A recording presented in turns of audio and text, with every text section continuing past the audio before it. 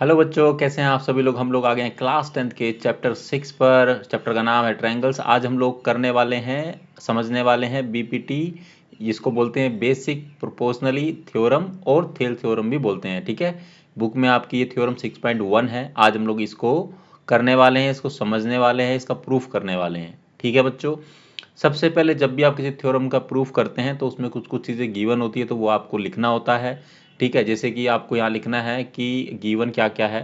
ठीक है, तो सबसे पहले गिवन आएगा।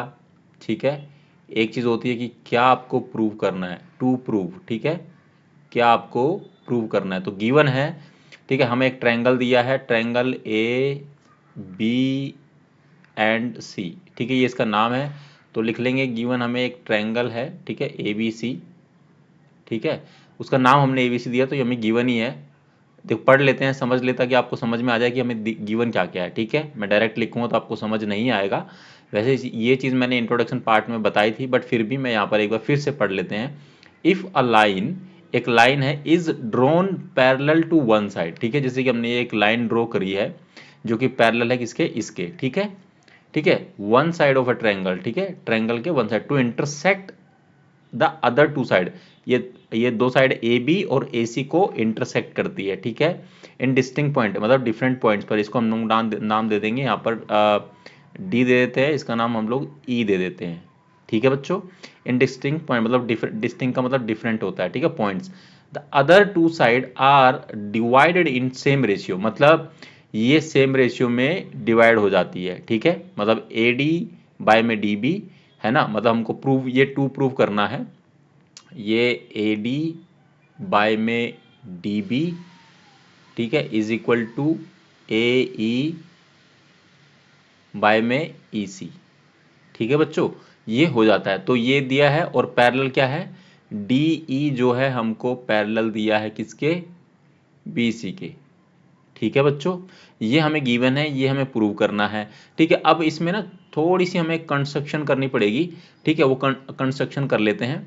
ठीक है, आप उसको ऐसे शॉर्ट में लिख सकते हैं, कंस्ट्रक्शन। ठीक है, अब वो करना क्या है, ठीक है, हमको करना पड़ेगा, क्या करना पड़ेगा, हम करेंगे ज्वाइन करेंगे इसको, बी ई को ज्वाइन करेंगे ऐसे, यहाँ से dash dash dash dash dash करते करते करते करते इसको हम लोग ज्वाइन कर लेंगे सबसे पहले। फिर हम लोग इसी तरह सेम तरह से इसको ज्वाइन कर लेंगे। ठीक है, धीरे धीरे धीरे धीरे धीरे धीरे करके।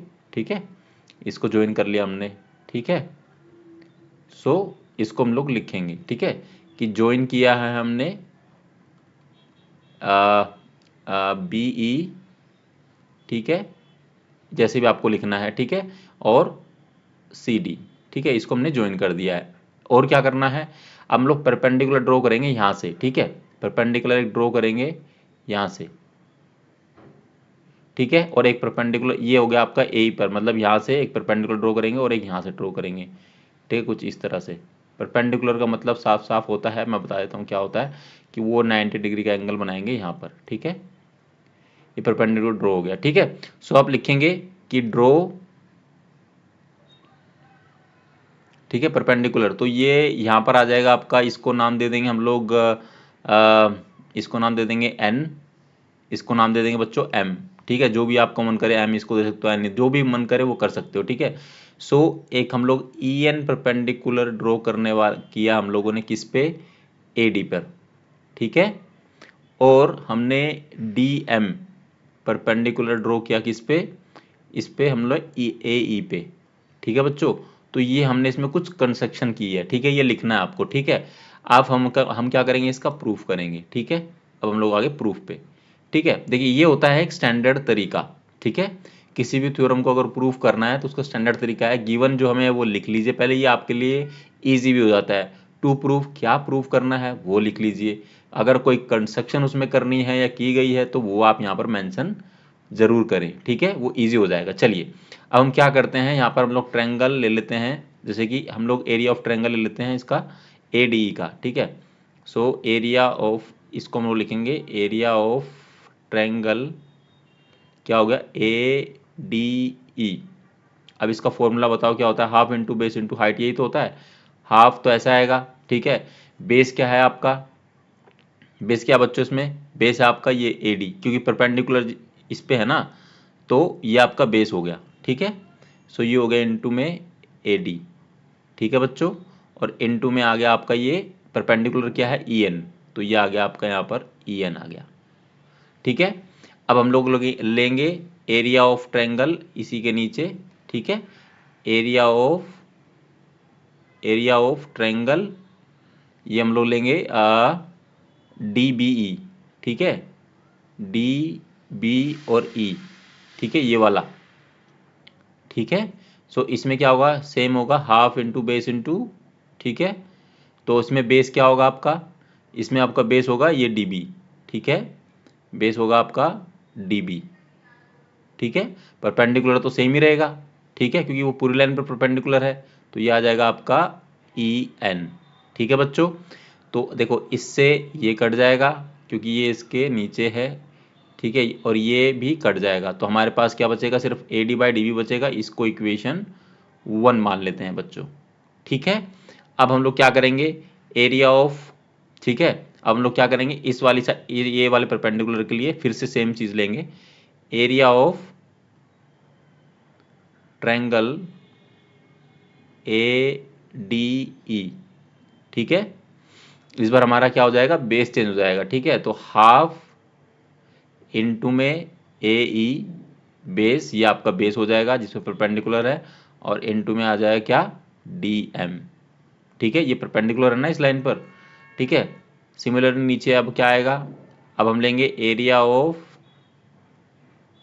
ऑफ ट्रायंगल क्या, ये वाले लेंगे हम लोग CDE, ठीक है, CD और E, ठीक है। इसमें क्या होगा आपका, इसमें होगा हाफ इंटू बेस, बेस क्या हो जाएगा इसमें EC, ठीक है, और इनटू में DM, परपेंडिकुलर तो सेम ही रहने वाला है, तो ये कट जाएगा बच्चों आपस में, और ये भी कट जाएगा। ये इक्वेशन हो गई कितनी, 2, ठीक है। अब इक्वेशन 1 और 2 आ गई हमारे पास में। अब थोड़ा ध्यान से देखो, क्या ट्रायंगल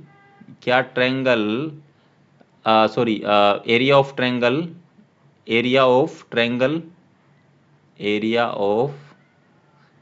ठीक है, एरिया ऑफ ट्रायंगल क्या, ये हो जाएगा आपका BDBE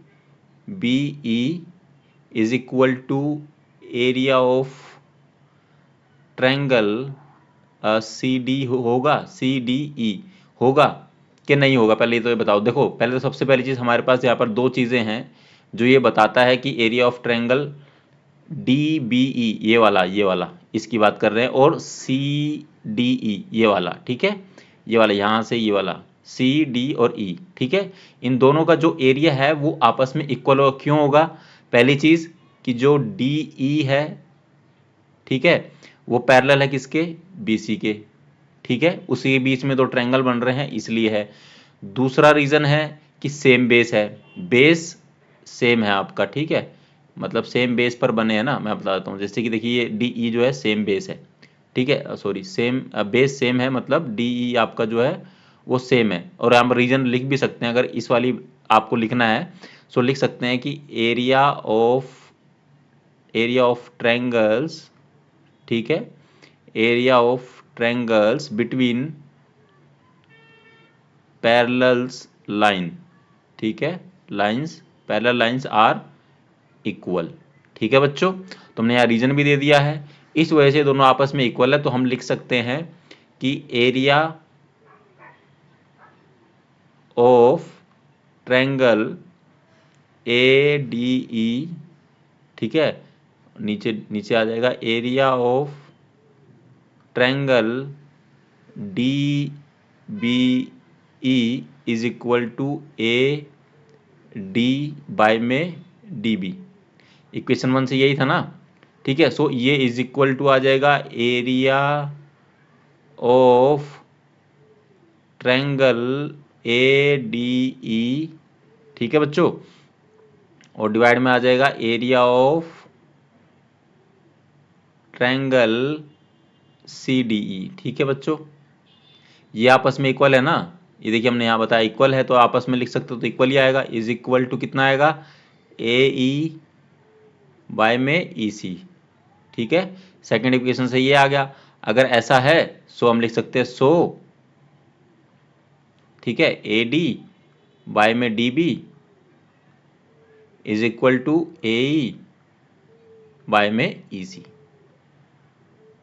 ठीक है, तो यहां पर हमने इसको क्या कर दिया, प्रूफ कर दिया है। ठीक है, हमने इसका प्रूफ दे दिया है। ठीक है, सो बच्चों इसी के साथ थेल्स थ्योरम का प्रूफ यहां पर खत्म होता है। आई थिंक कि आपको समझ में आया होगा। अगर कोई डाउट है, कोई क्वेरी इसमें है, तो आप कमेंट सेक्शन में पूछ सकते हैं। अगर वीडियो में आपको ये थ्योरम समझ में आई है तो प्लीज़ कमेंट सेक्शन में बताओ कि हाँ सर समझ में आ गया है। बहुत आसान था। ठीक है, और इम्पोर्टेंट भी है ये थ्योरम।